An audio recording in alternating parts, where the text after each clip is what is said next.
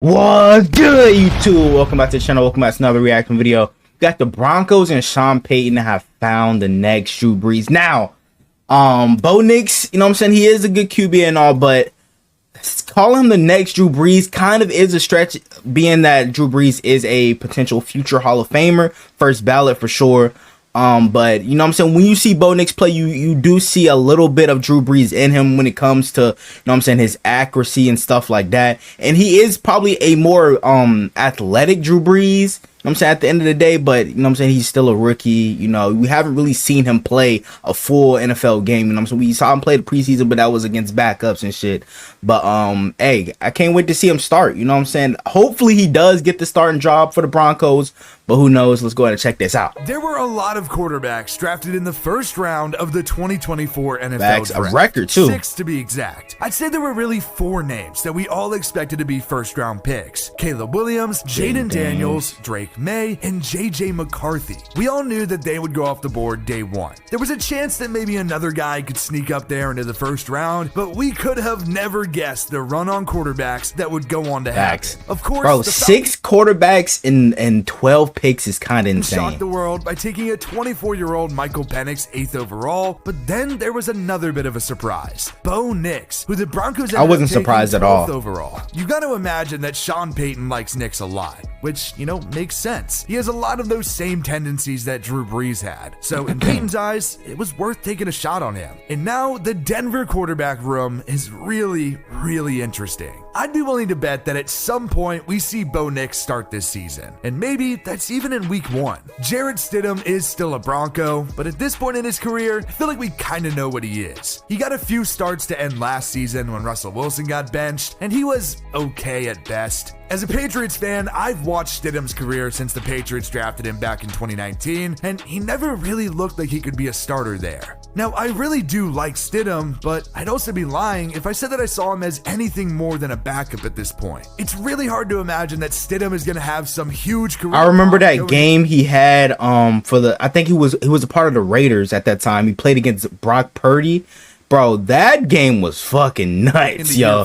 That shit went into overtime, I believe. Definitely more than that was a crazy ass game he had. If Nix isn't ready. With all that being said, he does probably still have the lowest ceiling right now in the room. Obviously, there's Nix, who was going to be the main guy to talk about, but that's not all. Don't go counting out Zach Wilson. I'm mostly kidding here, but he's definitely an interesting name with a lot of past starting experience, even if it didn't go too well. Denver did end up actually trading for him, even if it was just for a late pick swap, but he was a 2nd overall pick for a reason. And maybe Sean Payton could help him develop a bit, and we can finally see just what he can become. Unless he completely sucks, which is definitely possible, you could even argue him against Stidham. There may be arguments for both Stidham and Wilson, but obviously the hope is that Nix is going to be the guy, which is why they took him with such a high pick. It really is the Drew Brees playstyle, where he may not be the most talented, but if he can hit his throws and dink and dunk well, he could be the right guy in a Sean Payton system. Payton has really struggled post Brees retirement, and maybe he's just looking to try to recreate Brees. As for the preseason goes, we already got to see what the Broncos look like a bit. Stidham was the first one to come out, and it wasn't anything too flashy, and he did technically Bo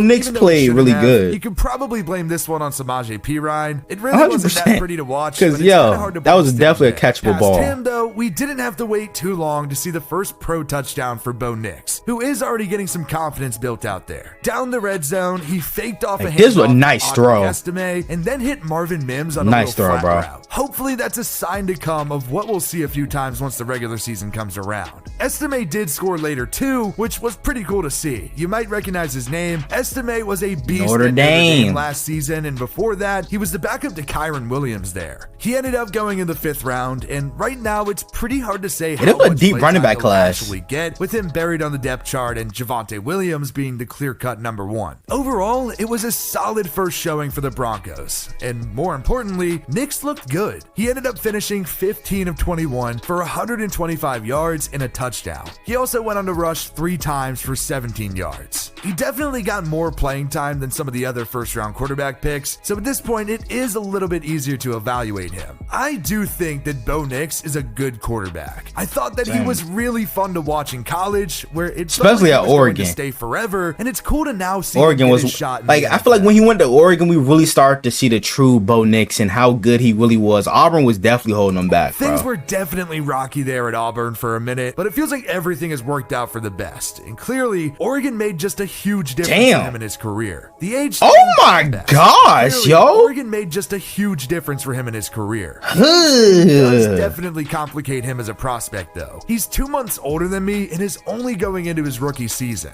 That was a big talking point on him at the draft, and that's completely fair. It's definitely better to take a guy like Drake May, who only played 3 years in college and then declared. But if the talent's there, the talent's there, and age doesn't really matter at that point. Now, it certainly helps in his benefit that he already has a ton of experience and plenty of tape in college. And because of that, I don't feel like I have to guess about what type of player he is. He's a good athlete that can extend plays. With him having all that experience, that's exactly why I said he was the most pro-ready QB in this draft class. He really needs to, and he's a really accurate. So that's why I wasn't really surprised when he got drafted in the first round. As a quarterback, but of course, he is still a rookie. He'll still have his growing pains, and the simple 100%. truth is, he that comes with every single rookie, system as he was at Oregon. But so far, even Nick Caleb does Williams. look good. And that's all you can really ask for. As with any rookie or young quarterback, so much of their future is completely dependent on the situation around him. When you look at head coach for the Broncos, I think you feel pretty good. Sean Payton did a lot for Drew Brees, and it certainly helps that he's an experienced Super Bowl winning head coach. That's definitely a big plus. But as for the offense around him, it kind of depends. Denver did trade away Jerry Jeudy, but Cortland Sutton is still there, and he's had his great moments in the league, but he's a bit of a complex player to evaluate at this point in his career. Sure, he can be a number one, but you'd definitely like to see someone else ahead of him. The Broncos just don't have that luxury.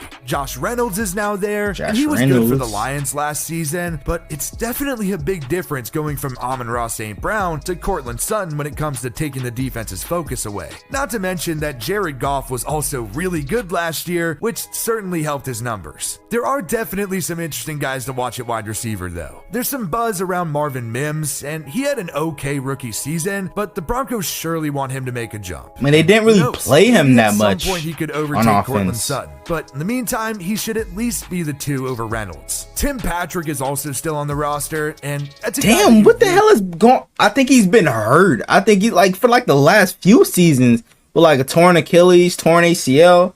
Damn. To feel for. He had back-to-back seasons with over 700 yards and hasn't played since. He tore his ACL in 2022, and last season, it was his Achilles. It really is just brutal, and it's hard to say if he'll actually. I forgot all about him. Finally, another really interesting name to watch, especially when or if Nix is starting, Troy Franklin. We've seen plenty of times when a team has tried to pair a quarterback with their old college wide receiver. The Cardinals did it with Hollywood Brown and Kyler Murray. There were a couple of Alabama pairs that did it, Jalen Hurts and Devontae Smith, and Tua Tagovailoa and Jalen Waddle. But really the one that started the trend was Joe Burrow and Jamar Chase. Yeah, them niggas was clicking, man. And they literally got to a Super Bowl because of it. So ever since, teams have tried to replicate it. It's going to be interesting to see how tight end looks with Adam Trautman and Greg Dulcich again, but a big question, I think Greg Dulcich was hurt last year, wasn't he? Line. The Broncos tried to fix the line really fast last offseason, and it actually kind of worked surprisingly. Denver handed out 2 bags to Mike McGlinchey and Ben Powers. McGlinchey went on to play well and will play again at right tackle with Garrett Bowles still there at left tackle. As for Powers, he was fine, but he definitely wasn't as good as everyone expected him to be last season. But I do think ultimately it helps that Quinn Miners is just a dog and fantastic at right guard. Center is going to be the big question mark though. Lloyd Cushenberry is gone. So will it be Luke Wattenberg or is it going to be Alex Forsyth? As of now, it does sound like it's going to be Wattenberg, but I think it'd make Bo Nix's weird ass life a bit last easier names, if his center was also a guy that he played with at Oregon like Forsyth. There are still a ton of questions when it comes to the Broncos, and that really makes them an interesting team. But at the end of the day, it's all about Bo Nix. Who knows if he'll actually get to start week 1 or not, but he will start at some point, and Sean Payton really needs him to be the guy.